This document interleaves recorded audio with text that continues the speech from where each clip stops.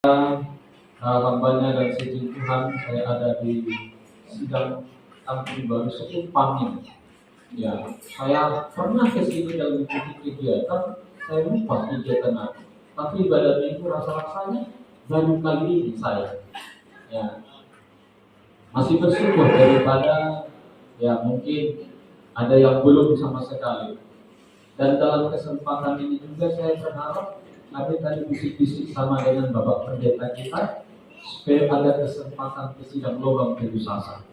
Ya, apakah Bapak Pendeta kita, Bapak Ibu kita, dan juga Masjid Tua kita datanglah ke desa Texas, Kedusasa maksudnya. Agak sangat keren, so. Ya, jadi lubang. Ya, memang dalam suasana tahun baru ini saya sampaikan atas nama pribadi keluarga dan sedang jemaat selamat tahun baru bagi kita semuanya. Puji Tuhan. Ya, perkenalkan diri saya Andika Mayanto. Ya, depannya Jawa, belakangnya Batak, simbol. Ya, istri saya 3, anaknya 3. Kalau anaknya 3, anakku juga 3. Guru Ambarita. Ya, jadi anak kami yang paling besar itu perempuan 23 tahun, yang nomor 2 itu wanita 18 tahun, yang ketiga itu laki-laki 16 tahun. Ya, tetapi di rumah itu ada juga anak kami. Ya, semenjak kelas 5 SD sampai sekarang kelas 2 SMK itu Tuhan percayakan kami kami tanggung jawab. Karena inang bau saya itu sudah meninggal. Tungganya saya itu juga tidak maksimal karena pernah kecelakaan. Jadi atas sepakat keluarga mereka kami boleh untuk pindah sejak kelas 5 SD sampai sekarang. Kami berharap dia sampai kami sampai bekerja, kalau ada rezeki sampai kuliah, memenuhi Tuhan kami. Ya, haleluya. Jadi sudah dulu kalau Kedusasa saya rasakan asli dia. Ya, cuma ada kandro. Jadi tanda tanya kok lo motor bangun nama nandang kan itu. Ya, alih ala nasar mutabuna lo soalna antusias berarti lo motor bangun alam Tuhan. Haleluya.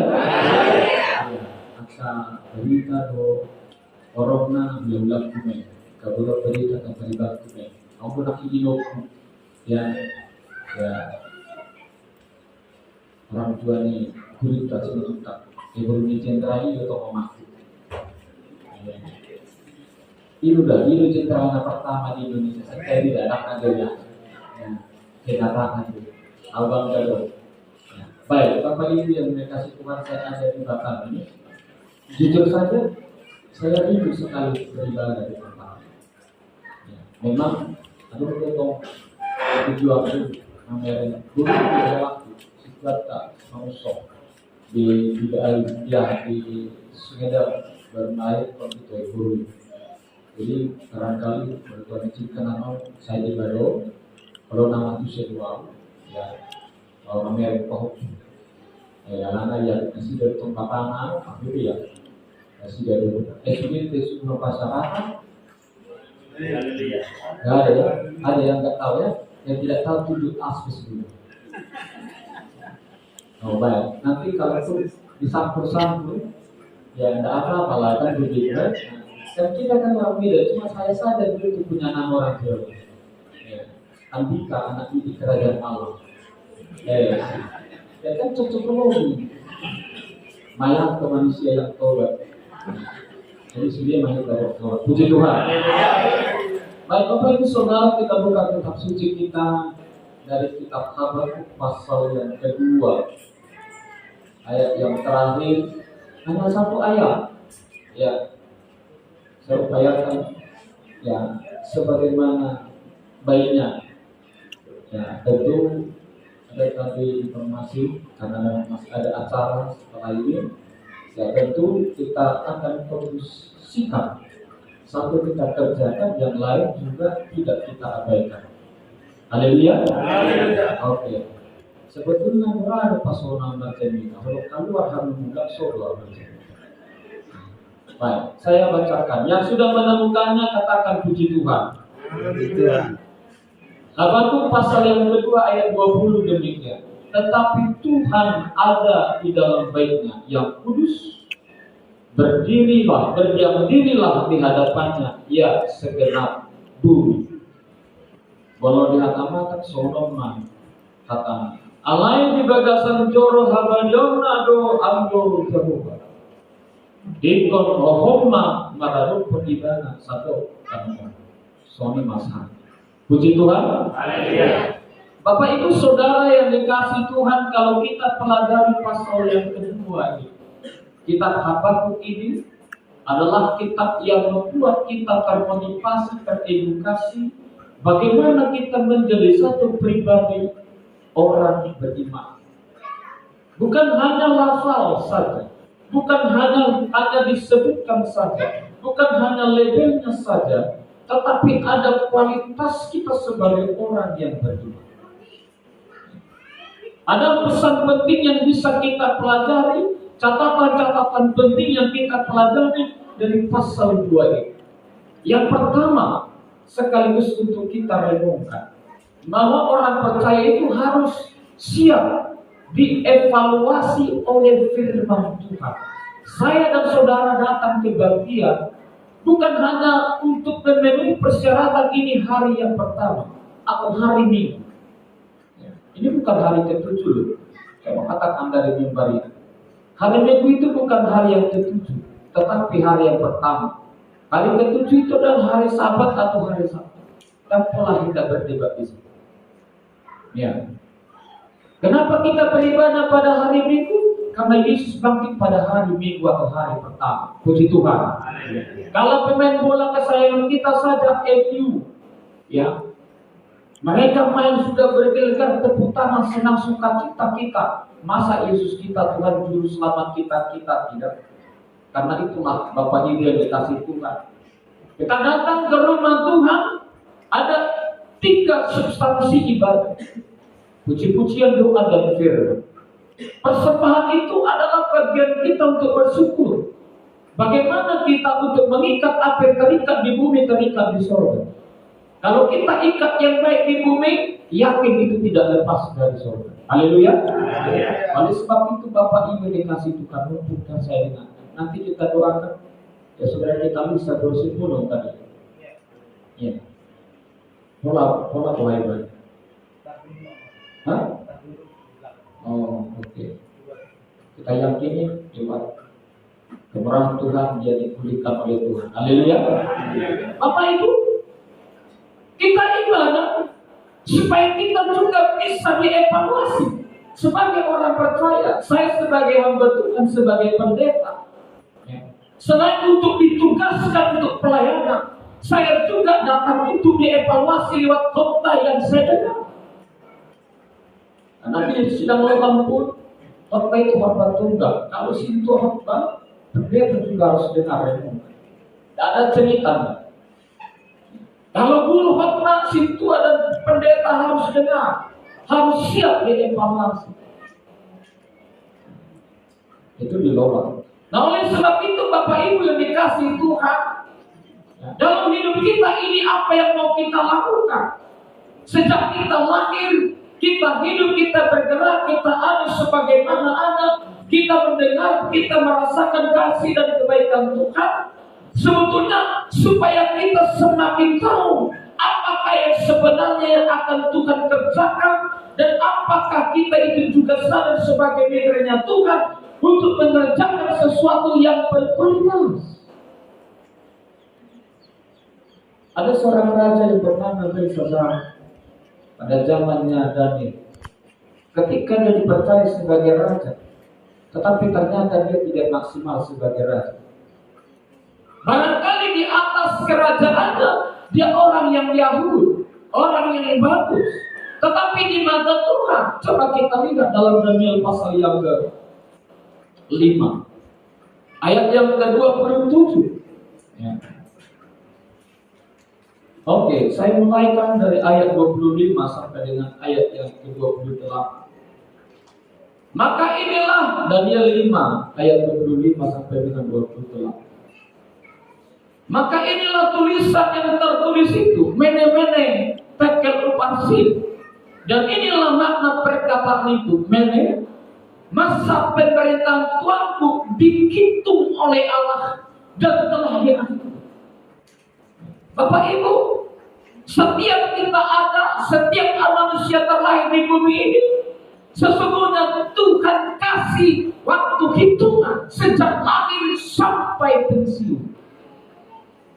Begitu. Kita tidak perlu intervensi, pertanyakan itu sampai jungkir balik bagaimana Tuhan menghitung. Lo mau itu apa? Kapan dia mulai, kapan dia akhiri? Ayat 27, tekel. Tuanku ditimbang dengan neraca dan didapati terlalu ringan. Ditimbang. Apa yang kita kerjakan ternyata ada juga cara bagaimana Tuhan menimbang. Berbobotkah, berkualitaskah, atau ya hanya sekedar saja. Seorang raja sebenarnya banyak hal yang bisa dia mau lakukan. Begitu juga kita sebagai orang-orang percaya, orang-orang yang beriman, sebetulnya banyak yang bisa kita mau. Kita bisa mempersiapkan. Kau pemuda sudah menampilkan bagaimana kebolehannya untuk itu. Rebana, bermain musik, singers, kaum ibu, kaum bapak, ya kan? Keren pakai handphone. Kalau pemuda lagi pakai copetan, kaum ibu agak meningkat pakai lembaran fotokopi. Kalau kaum bapak handphone. Sebenarnya ini sebetulnya sudah luar biasa. Kadang memang hanya mau, kadang mau nama menghafal. Tak semuanya dulu dalam kepala sudah kan, istilah dulu luar kepala itu. Ya. Mari kita nyanyi itu kadang nggak pakai teks, kita hafal. Ya. Kadang mana aktivitas kita baca. Ayah baru dusung, cara ada kuber, cemati bawa respon. Mana tahu lo baru senyum apalagi nak lakukan. Ya. Kemudian itu kita lihat reaksi istri saya macam istri saya itu kalau bertanya apa reaksi duduk di mana ada anak duduk itu mana ada melelo. Bapak Ibu yang dikasih Tuhan, semua pelayanan kita, semua yang kita kerjakan itu sesungguhnya ada Tuhan lakukan penimbangan. Neraca yang tidak bisa dipermainkan. Berbeda kalau neraca atau timbangan di luar sana yang sudah sering kali digunakan, ya. Lama digunakan tidak dikalibrasi lagi, bisa merugikan Bapak Ibu. Karena saya latar belakangnya teknik juga, saya tahu istilah kalibrasi. Karena begas tekannya itu, ya, tertekan terus, akhirnya makin apa? Di timbangan dibikin 1 kilo ternyata sudah kurang 1 kilo. Ya dapat untung banyak, dapat untung dari timbangan, dapat untung dari harga. Ditimbang, bukan timbangan yang bisa dipermainkan, tapi timbangan yang adil. Nah, sebagai orang percaya kita datang untuk dievaluasi. Kalau raja Belsasar saja, dia ditimbang, dia juga dievaluasi. Siapa saya dan saudara kami luas? Hari ini ibadah kita, Tuhan lihat, Tuhan timbang, Tuhan evaluasi. Adakah kualitas ibadah kita, doa kita, kesiapan hati kita boleh berbobot di mata atau terlalu ringan? Karena itu Bapak Ibu dikasih Tuhan, kenapa kita harus bergereja? Nanti saya sampaikan di poin yang kedua. Tuhanku ditimbang dengan neraca, didapati terlalu ringan. Efeknya apa? Kerajaanmu tadi yang satu terpecah. Yang tadinya kita dapat berkat yang menyeluruh akhirnya terpecah-pecah tergantung. Tentu kita datang ke rumah Tuhan itu untuk diberkati secara full. Haleluya. Diberkati secara jasmani, diberkati secara rohani. Takola secara rohani kita, takola secara jasmani kita, ada secara universal. kita juga diberkati secara komprehensif, kita juga diberkati. Makanya kalau kita buka dalam Ulangan 28, diberkatilah kau di ladang, diberkati di kota, diberkatilah adunan, diberkati buah kandungan, diberkatilah ini, diberkatilah ternak, macam-macam. Banyak berkat itu Bapak Ibu. Hanya untuk apa? Ya, agar kita nampak sebagai orang, sebagai umat yang berbobot ataupun yang berkualitas. Karena apa? Karena siap dan mau dievaluasi. Ada satu produk teknologi otomotif punya motto, ya, inovasi tiada henti. Luar biasa, betul. Saya nggak promosi ya, cuma saya terngiang saja dengan motto inovasi tiada henti. Sebetulnya secara teknologi sudah masuk kepada satu inovasi, sebetulnya kualitasnya itu akan terus, ya, bisa dipertahankan. Begitu juga umat Kristen, begitu juga kita sebagai jemaat Pentakosta. Kalau kita datang ke gereja, sebetulnya kita sedang melakukan evaluasi diri terhadap firman, terhadap sesama, terhadap Tuhan, terhadap gereja di hadapan Allah. Agar apa? Agar kita didapatinya berkualitas. Semakin tua, semakin berkualitas. Sama seperti padi, semakin berisi dia semakin berisi. Kalaupun dia rela dihantam badai, dia diambil oleh petani. Karena apa? Dia berharga. We not know the dia Romania, ya, Manirpira AM. Ya, SD kelas 3 saya sudah pun dapat padi itu 5 kali. Oh, saya buat makanan marmek metal. Pada barang masih bulu, kali mek. Kalau di mana dua agak bulu di mana? Kami yang mana? Bulu lampui saya lihat terhadap pinasa bulu. Sebulan-bulan lagi. Lalu belum ada email, ya, setelah di jurnalis juga itu dipilih. Alana bukan marah. Ketika orang percaya yang berkualitas itu, walaupun dia tersandung, ada cara Tuhan bagaimana dia memulihkannya.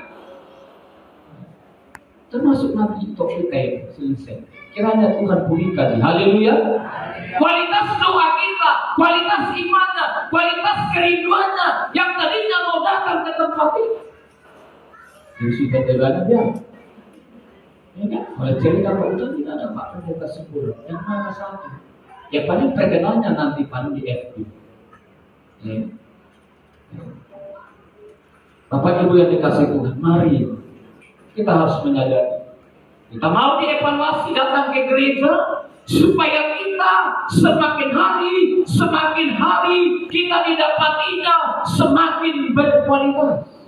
Itu yang pertama. Yang kedua, orang percaya harus hidup oleh imannya. Puji Tuhan. Di ayat yang keempat, kalau tadi di ayat pertama itu, ya. Kalau di ayat yang keempat bunyinya demikian. Sesungguhnya orang yang membusungkan dada tidak lurus hatinya, tetapi orang yang benar itu akan hidup oleh percaya. Tahun 2024 ini kita tidak tahu persis apa yang terjadi. Jangankan besok 1 detik ke depan, 1 menit ke depan, kita tidak tahu apa yang terjadi. Tetapi ada kuasa tunggal tubuh jiwa roh kita ini yang kita imani, dia juru selamat kita, dia Tuhan kita, dia kegembala kita, dia gunung batu kita, dia juga kota benteng kita. Tak seluruh diri satu ibadah asal diorganikan kita. Menjalani pitano di negeri dulu. Asal nang bodoh anak kamu, alai tak pasang ma, haposiota. Kita pasang iman kita hidup dalam iman. Ada seorang tokoh bernama Martin Luther King Jr. Dia seorang hamba Tuhan. Ya. Pernah berkata demikian. Iman itu dapat mengambil langkah pertama meskipun dia tidak melihat anak-anak tangga berikutnya. Bisakah kita melihat apa yang terjadi tahun 2024 24 ini. Tapi kita dengan iman berdoa jam 00 dari peralihan 2023 ke tanggal 1 Januari 2024 kita serahkan diri. Tung apa nama sakola Tuhan nama Tuhan.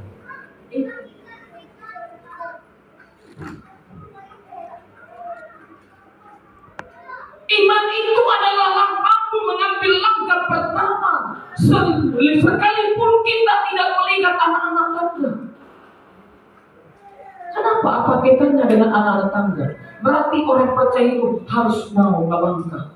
Semakin hari makin maju, semakin tinggi. Itu maksudnya.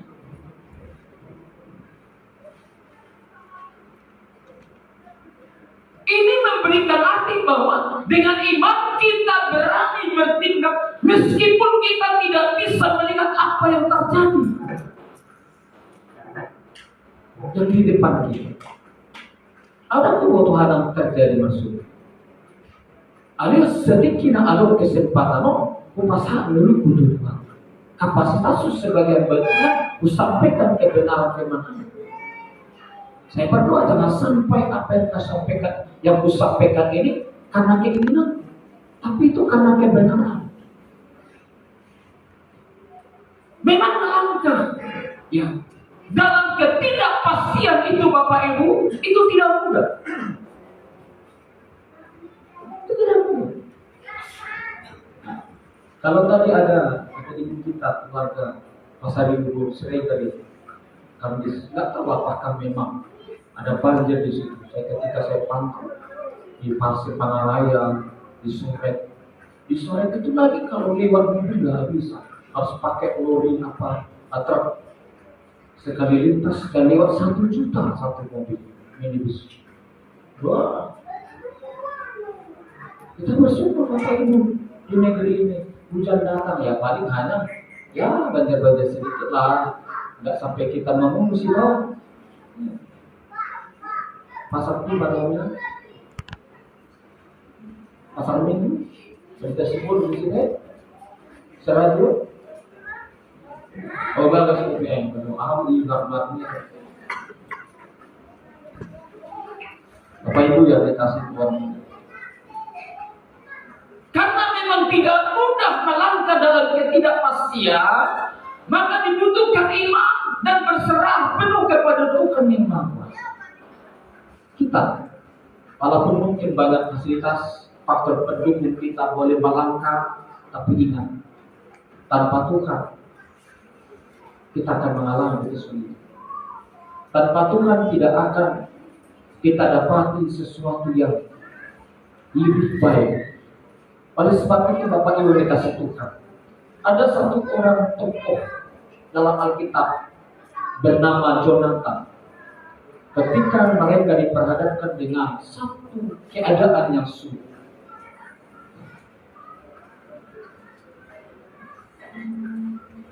mereka terkepung. Lalu Jonathan bersama dengan ajudannya berkata, ayo kita menyerang. Mereka hanya berdua menghadapi musuh yang begitu banyak. Pada zaman itu Israel tidak punya banyak pedang, hanya 2. Bayangkan berperang hanya 2 pedang. Itu pun pedangnya satu untuk Saul, satu untuk Jonathan. Saul punya pedang tapi tinggal di istana, hanya sebagai aksesoris saja. Tapi Jonathan dia bawa pedangnya untuk berperang, dipergunakan sebagai, ini memberi satu cerita bagi saya saudara, pesan moral. Apa yang bermanfaat bagimu, bagi saya saudara, kita pergunakan dengan tepat. Puji Tuhan. Jangan buat aksesoris saja, hanya hiasan saja. Kalau kamu punya baju kebaya yang bagus, pakailah untuk Tuhan. Ada orang sampai besar, orang sampai kurang bonang, kurang bahannya. Ada orang sorry, bagus dia, tapi benangnya kurang. Ya.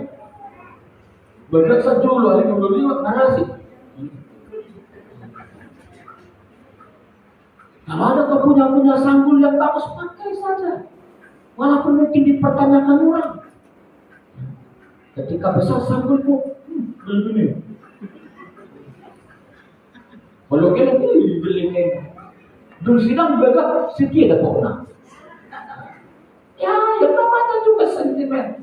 Jangan habiskan tenagamu, energimu kepada hal-hal yang sentimen. Puji Tuhan. Masih banyak hal yang positif mau dikerjakan di tengah-tengah gereja. Ya. Lamar badai kita alami capres.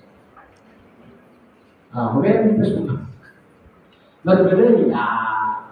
Sebuah hal yang mereka namanya. Biasa saja. Kenapa sampai kita menghakimi? Mereka yang bertanding aman-aman, kenapa kita jadi kebakaran jenggot? Padahal kita sudah sudah dibudayakan untuk cukup kumis, cukup kolom jenggot. Malah kebakaran jenggot. Aneh. Jadi kita mau sebagai orang percaya hidup dalam iman. Ketika Jonathan maju dalam 1 Samuel 14 ayat ke-6, ayat 6 dikatakan, berkatalah Jonathan kepada ajudannya, pembawa senjatanya itu, mari kita menyeberang ke dekat pasukan pengawal orang-orang yang tidak bersunat. Mungkin Tuhan akan bertindak untuk kita, sebab bagi Tuhan tidak sukar untuk menolong, baik dengan banyak orang maupun dengan sedikit orang. Puji Tuhan. Tuhan tidak bergantung kepada banyak orang. Ya. Pernah Gideon membawa 33.000 orang untuk berperang. Tapi Tuhan berkata terlalu banyak itu. Dibikin lagi fit and proper test. Jadilah 11.000. Masih banyak. Akhirnya jadi 300 orang. Bayangkan, hanya dengan 300 orang Kristen dihabiskan. Ini hanya 2 orang. Karena dia berkata dengan iman, ya kan? Mungkin Tuhan akan bertindak untuk kita.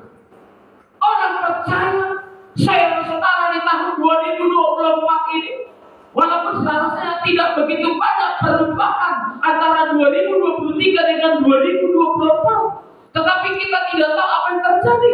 Tapi ketika ada persoalanmu belum terselesaikan tahun 2023, engkau akan bisa dengan ilmu berkata, mungkin Tuhan akan menolong, bertindak untuk kita. Kalau barangkali engkau merasa tidak yakin lagi dengan jawaban dokter, tidak yakin lagi dengan jawaban orang-orang yang punya pengalaman, mari kau imani Tuhan akan bertindak. Entahkah sedikit uangmu, entahkah banyak uangmu, kau andalkan Tuhan. Puji Tuhan. Tuhan tidak antipati dengan uang. Tuhan tidak antipati dengan kekayaan. Tidak. Hanya saja Tuhan ingin kita didapatinya orang yang beriman kaya seperti seperti Abraham, itu juga diperhitungkan Tuhan. Bayangkan Tuhan nggak bisa mengambil keputusan sebelum dia diskusi sama Abraham perihal Sodom dan Gomora. Abraham, gimana? Kalau ada Tuhan 50 di sana, apakah kamu menghukum? 40, 30, 20, 10 juga. Ternyata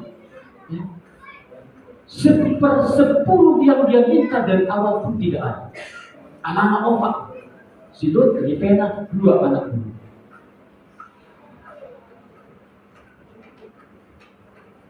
Tapi karena memang Abraham bersahabat dengan Lot, dia dikasih tahu oleh Tuhan supaya dia eksodus, supaya dia keluar, agar tidak ikut binasa. Sayang disayangkan. Yang namanya istri Lot, ini dia tadi tidak melangkah dengan iman. Dia menyayangkan harta benda, padahal suaminya sebagai pencari nafkah, pencari rezeki ada di samping. Anak-anaknya sebagai permata hatinya ada di sana. Tapi dia lebih mementingkan dari ketiga orang. Mana kita nggak berkeluarga? Supaya kita, suami kah, istri kah, anak-anak kah, kita mau tetap takut akan Tuhan. Haleluya. Ketika kita ditimbang kualitas iman kita, pelayanan kita,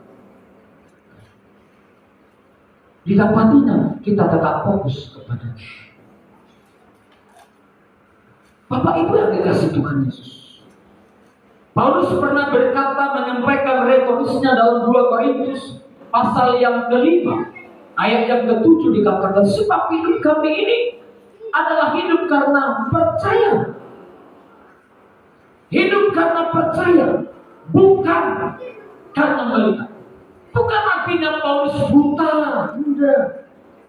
Tapi apa yang dia lihat itu tidak menjadikannya menjadi patron. Tidak menjadi satu ikatan yang mengikat dengan surga. Tapi imannya dia pasang sebagai rasul. Kita sebagai hamba Tuhan, sebagai kepala keluarga, sebagai ibu rumah tangga, sebagai orang tua, sebagai pemuda remaja, apapun kapasitas kita, kita memasang iman kita. Apa yang kita lihat itu semakin memicukan iman kita terus percaya kepada Tuhan. Ini bagasan hampir Tuhan. Jadi menutup dunia Apostol Paulus di bagasan hampir Tuhan. Dan di luar kan di pinggir-pinggir naik. Boleh juga gereja ibaratkan di teras kali di bagas.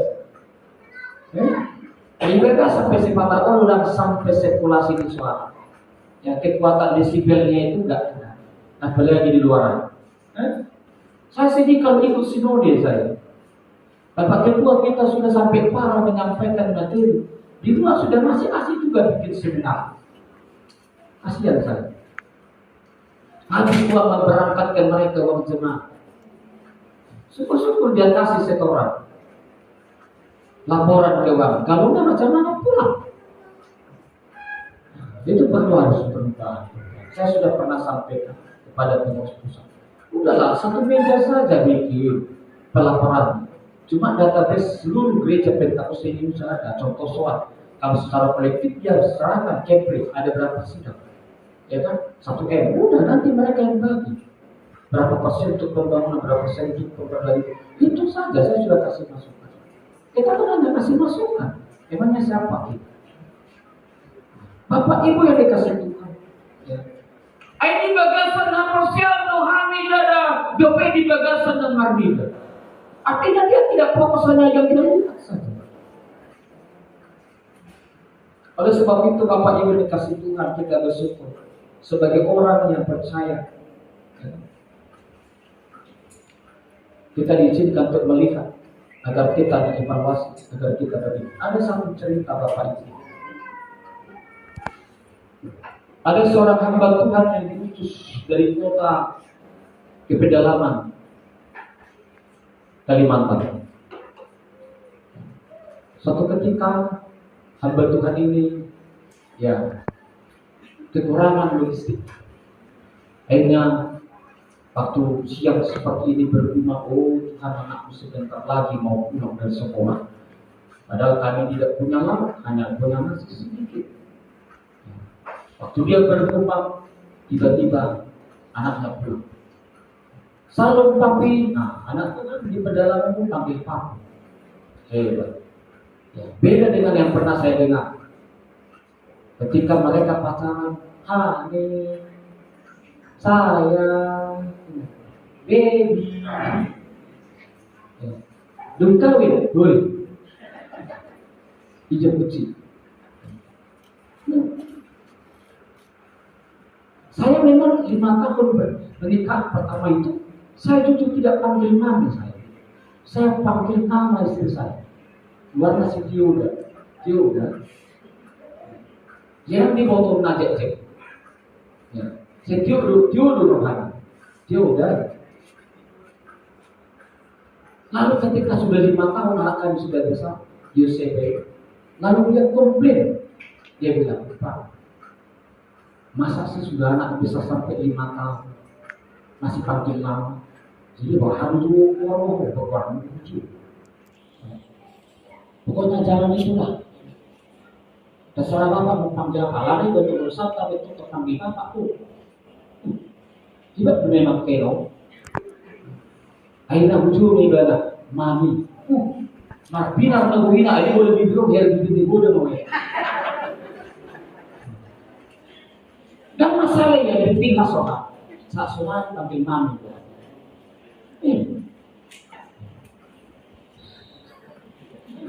Ada yang berdoa aku nggak mau pibana, bukan ini. Ucokin ayo ada. Ada yang mau. Mana terbawa kau si pencuri. Aduh bala, nama orang Batak itu kan ada 3. Nama sendiri, nama anak, dan nama pohon. Iya kan? Tapi warni sendiri, warni keleniba, doh, warni kompuniba. Kan itu lah, jenjang. Aku buat dalam dompet. Ini nomor saja. Ya. Bapak Ibu yang dikasih Tuhan, tambah Tuhan ini kita. Ya. Pertama, udah lapar lah. Tapi kalau gitu kita berdoa. Karena mereka di pedalaman, mereka punya rumah-rumah panggung. Tujuannya mencegah jangan kena banjir, binatang-binatang yang berbisa dan buas, ya kan? Mereka tutup pintu. Mereka berdoa di ruang tengah. Ternyata orang yang punya masalah kalau berdoa luar biasa. Sungguh-sungguh mereka berdoa. Di ujung doanya pendeta ini berkata, kami percaya Engkau akan mengusir, akan memberkati kami, mengusir kemiskinan, dan kami percaya dalam nama Tuhan Yesus segala kemiskinan kami tolak tinggi. Merasa dia percaya betul. Dia buka pintu rumahnya, di tangganya ada ikan tembel. Mereka kelola, mereka makan. Setelah mereka makan, tentu sebagai pendeta dia berdoa dulu toh. Datang tetangganya, ada dia ikan tembel. Pertanyaannya, kok bisa ada ikan tembel? Waktu mereka berdoa, kucing tetangga curi ikan tembel. Tetangganya dipukul dalam nama Yesus, kucingnya terkejut, dilepaskan, bukan bingsa lagi. Mana cara Tuhan bagi orang percaya? Haleluya. Mana tuh? Coba dulu bayangkan. Sandwich hamburger siapa yang kehilangan, yang dicuri oleh burung gagak dikasih sama Nabi Elia. Coba. Ada roti dan daging. Tentu bisakah burung gagak ini bikin roti dari? Tentu dia juga. Jadi apa pesan penting dari situ? Bolu hama tua kita ngaruh mahala nama menurut. Haleluya. Sehingga ini jodoh PDC lebih rendah. Nah, betul. Maafkan dan situ juga. Ada bolu hama tua entah kata susahnya ada tidak. Udah ikhlaskan saja deh. Ya. Berarti ada orang yang membutuhkan. Ya, Bapak Ibu. Jadi kita diajar untuk hidup dalam beriman. Haleluya. Yang terakhir, poin yang ketiga. Orang percaya harus rindu ke rumah Tuhan. Harus rindu. Rumah Tuhan itu identik disinonimkan dengan apa? Baik Allah atau rumah Tuhan. Ini diidentikan pertama pintu gerbang surga. Yang dikatakan gereja itu diidentikan dengan pintu gerbang surga. Luar biasa di gereja. Nanti kita bagi kita berkumpul. Kalau kita datang ke gereja, kita sedang dihantar, dibimbing Tuhan ke pintu gerbang surga. Kita buka kitab Kejadian. Pasal 28 ayat 17. Ia takut dan berkata, alangkah dahsyatnya tempat ini tidak lain dari rumah Allah. Ini pintu gerbang surga. Puji Tuhan. Jadi makanya kalau di gereja kita jangan neko-neko. Karena apa? Karena di gereja itu sama dengan kita di pintu gerbang surga. Kenapa kita dibawa ke gereja? Kenapa kita dibawa ke pintu gerbang surga? Supaya kita difokuskan ke tahta surga. Karena sebelum kita pertanyaan di batas kita masing-masing. Ya bisa. Tapi kita mau dekat dengan pintu gerbang surga. Yang kedua, diidentikan kalau gereja itu bait Allah itu adalah peneguhan jemaat supaya tidak dijejaskan oleh maut. Jangan main-main dah orang kita doa untuk gereja. Injil Matius pasal 16 ayat 18. Dan aku berkata, sekali lagi saya ulang, dan aku pun berkata kepada engkau adalah Petrus, dan di atas batu karang ini aku akan mendirikan jemaat, dan alam maut tidak akan menguasainya. Puji Tuhan. Di gereja ini kita boleh dibina. Pembinaan itu terus kontinu, dan semakin kita nampakkan kita mau datang rindu kepada Tuhan. Supaya ketika kita dibina mental dan spiritual, maka apapun maut yang akan menempat kita, itu tidak akan membawa kita kepada Allah, kepada kematian dan kekal. Kenapa? Kita sudah dapatkan kebenaran dan penebusan dari darah Kristus. Oleh sebab itu, Bapak Ibu dikasih Tuhan, ketika tergerak engkau datang ke gereja, besarkan kegerakanmu. Ketika kau bangun, ketika kau dapati engkau masih hidup. Dalam Mazmur 87 ayat 16, kalau saya tidak salah, coba kita kesana sebentar. Mumpung saya diingatkan. Mazmur 86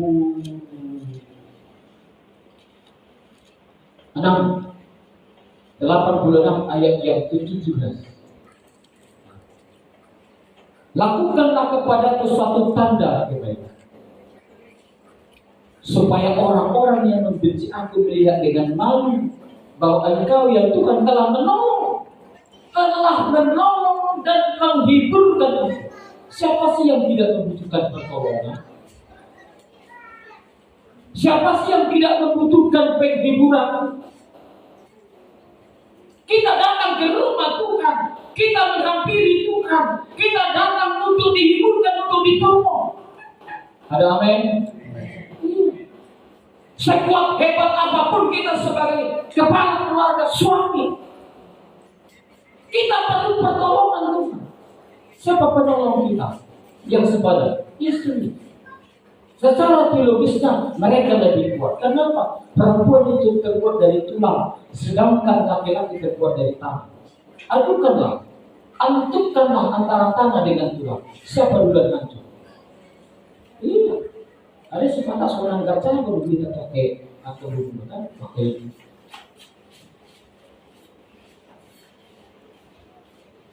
Ya, memang kasihlah istrimu.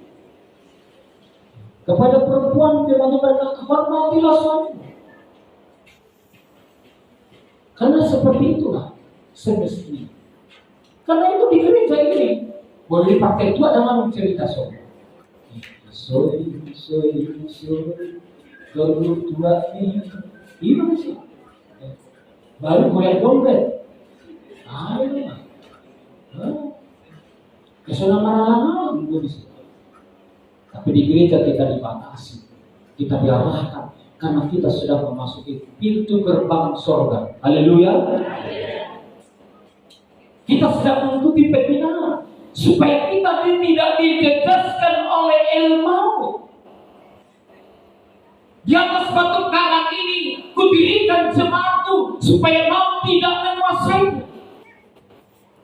Agar kita ketika kita mati di dalam Tuhan. Kalau orang mati dalam Tuhan, sebagaimana Tuhan bangkit, kita juga bangkit. Sebagaimana Kristus ada di surga, kita juga ada di surga. Haleluya. Dan biar kita semuanya bunyi kaum bapak di pada rumput yang tak berpikir. Ambil mohon lebih banyak kedua. Sejujurnya mereka pernah bilang, enak kalau saya itu bikin. Saya kenal pencipta lagu ini. Saya juga pernah bertemu di Jakarta. Pak Eras, iya. Saya kenal. Saya juga pernah ketemu juga di Tanjung Uban.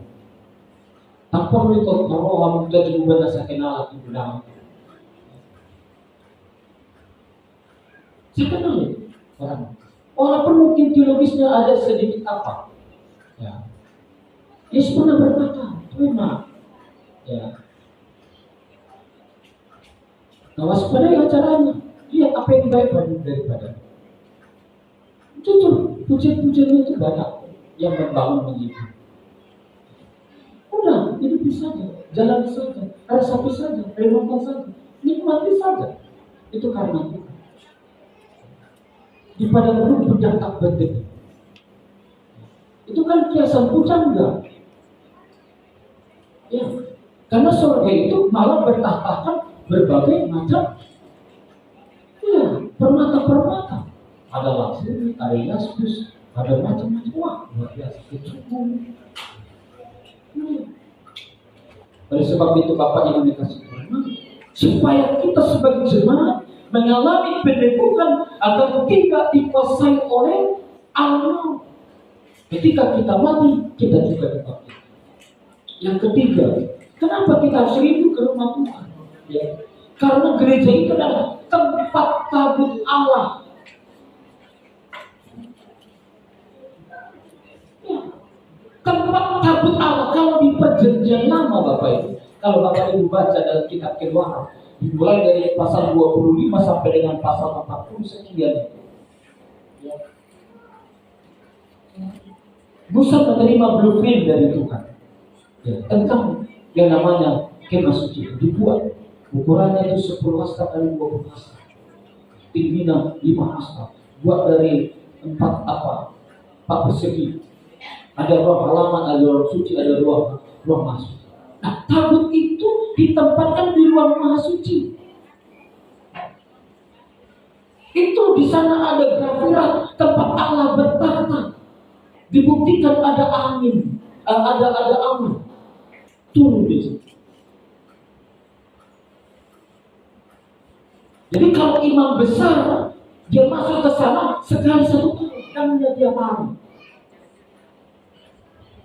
Lalu kalau dia pulang keluar, dia memberkati umatnya. Tabut itu menggambarkan Tuhan yang berhadirat.